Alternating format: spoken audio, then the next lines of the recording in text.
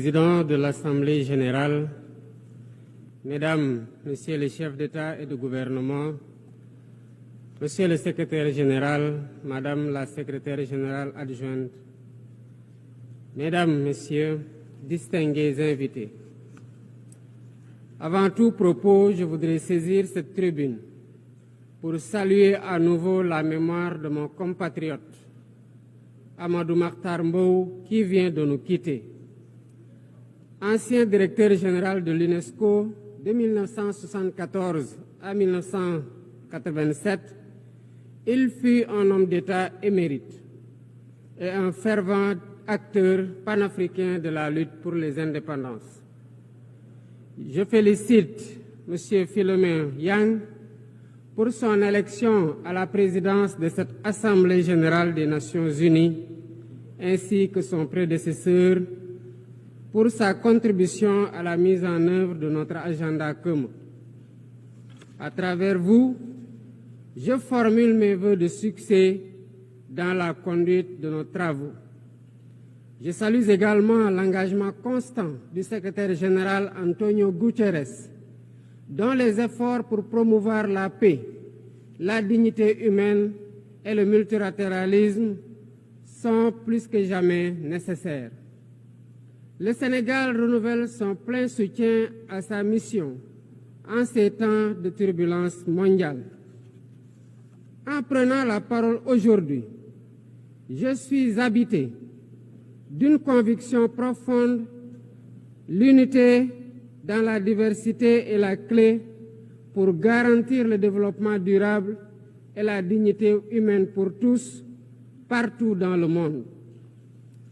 Ce thème de la présente session, qui guide nos discussions, nous invite à repenser nos responsabilités collectives et à nous assurer que les principes fondamentaux des Nations unies, définis il y a près de 8 décennies, continuent de porter la promesse d'un monde plus juste et plus équitable.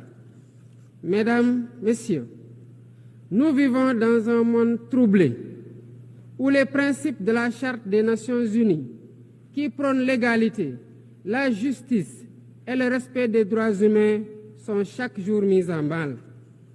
Les conflits s'étendent, les inégalités se creusent et les crises climatiques aggravent la vulnérabilité de millions de personnes à travers le monde.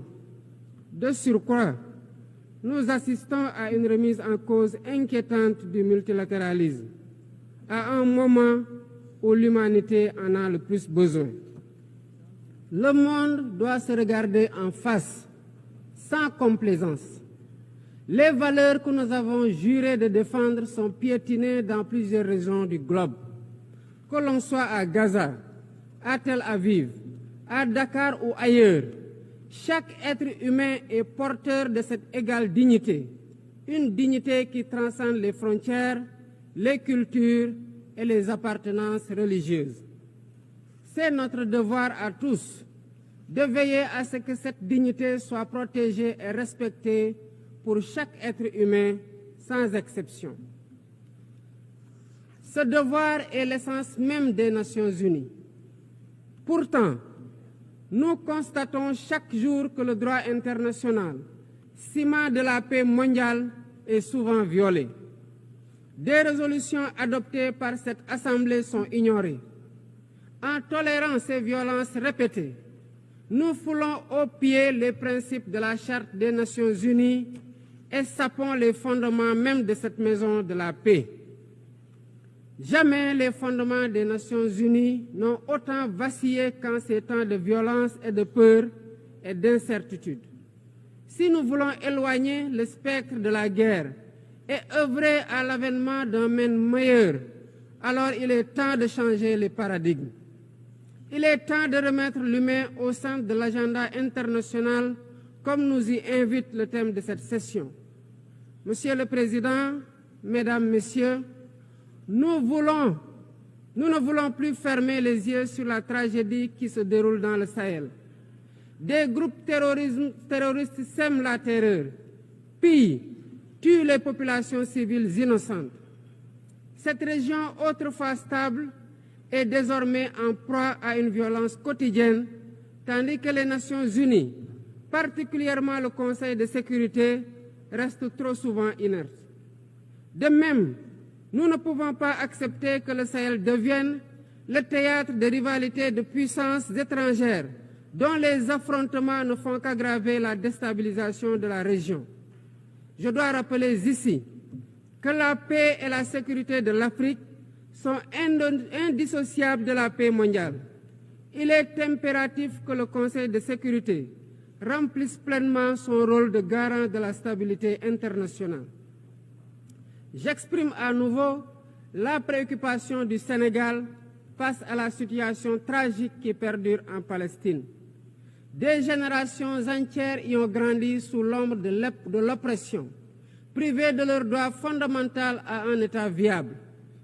Le Sénégal, en tant que président du Comité pour l'exercice des droits inaliénables du peuple palestinien, appelle à un cessez-le-feu immédiat et durable.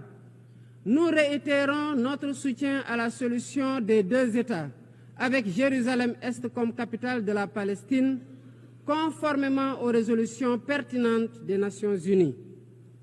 Cette guerre qui n'épargne ni femmes, ni enfants, ni infrastructures vitales est une plaie ouverte sur la conscience internationale.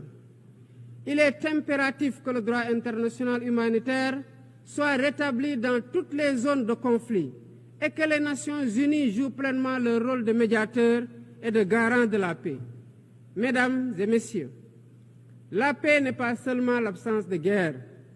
La paix, c'est aussi la possibilité pour chaque être humain de vivre dans la dignité, de se nourrir, de se loger, de s'éduquer et de recevoir des soins. Or, aujourd'hui, plus de 750 millions de personnes ne mangent pas à leur faim et des millions basculent chaque jour dans l'extrême pauvreté. Ces chiffres éloignent de plus en plus le monde des objectifs de développement durable fixés pour 2030. Nous ne pouvons plus accepter que les mécanismes de gouvernance mondiale continuent de reproduire ces inégalités.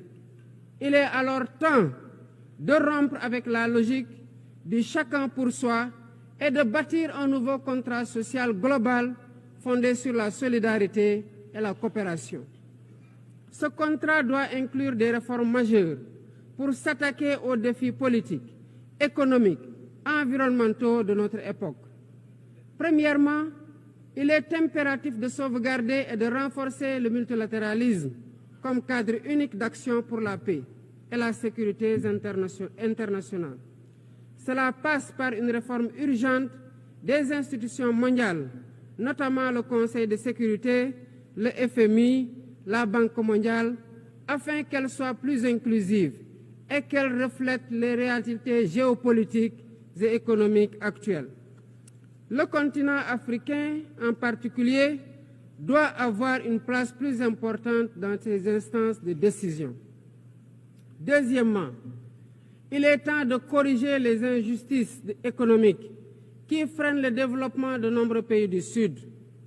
Le commerce illégal, l'évasion fiscale, les flux financiers illicites et les congés fiscaux abusifs ruinent les pays en développement, notamment en Afrique. Ces injustices doivent être corrigées pour permettre à tous les pays de participer pleinement au commerce mondial et de bénéficier de la croissance économique.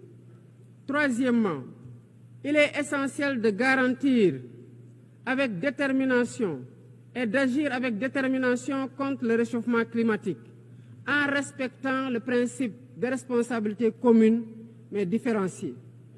Les pays industrialisés responsables historiques des émissions massives de gaz à effet de serre doivent intensifier leurs efforts pour financer une transition énergétique juste et équitable qui ne pénalise pas les pays en développement.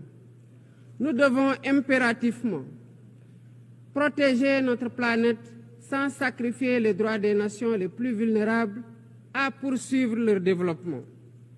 Quatrièmement, il est nécessaire de rompre avec toute tentative d'imposer des normes civilisationnelles unilatérales. Depuis son indépendance, le Sénégal a toujours défendu l'égale dignité des cultures et des civilisations, Et cette diversité doit continuer à être la base de la coexistence pacifique entre les peuples. Aucune nation ne devrait imposer aux autres ses pratiques ou ses valeurs comme normes universelles.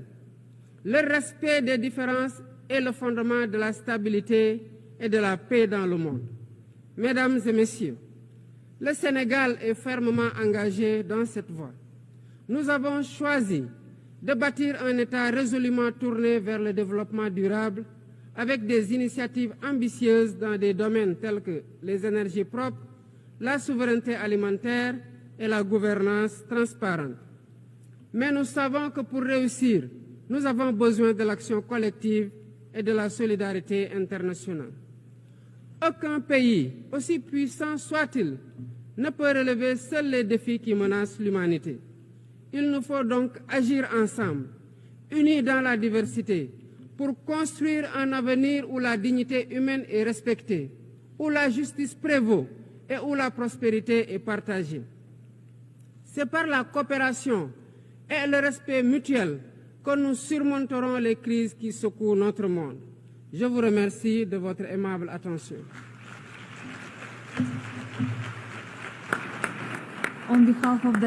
Au nom de l'Assemblée, je remercie le président de la République du Sénégal.